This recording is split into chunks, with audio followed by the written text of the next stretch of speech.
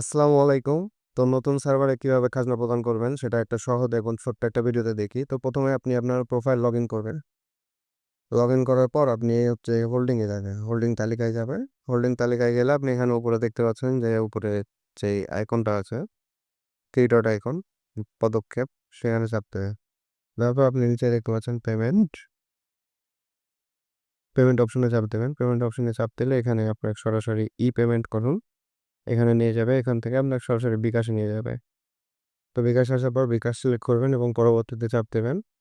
পরবর্তীতে চাপ দেওয়ার পর আপনার বিকাশ ইন্টারফেসে নিয়ে আসবে পেমেন্ট গেটওয়েতে। এখানে আপনি আপনার ফোন নাম্বার, ভেরিফিকেশন কোড এবং পিন কোড দেবেন। 3 নাম্বার দিয়ে কন্টিনিউ করার পর আপনার পেজ কিছুক্ষণ লোডিং হবে। এখানে এরর আসতে পারে, যেহেতু সার্ভার সমস্যা। এরর আসলে আপনি পুনরায় রিলোড দেবেন, সমস্যা নেই, আপনার পেমেন্ট হয়ে যাবে। তো আপনি পেমেন্টে কনফার্ম করার পর আপনি দেখতে পাচ্ছেন এটা হচ্ছে দাখিল হচ্ছে। তো এটা আমি পেমেন্ট করলাম, তো এটা চলে আসছে। তো এখানে কিউআর কোড এখনো আসেনি, যেহেতু সার্ভারের সমস্যা। সমস্যা নেই, এটা আপডেট হয়ে যাব। তো আপনি পুনরায় চেক দেখা করলে পুনরায় আপনাকে হয়ে যাবেন, থ্রি ডটে যাবেন। যাওয়ার পর আপনি এই যে পাখিলা এখানে প্রবেশ করলেন।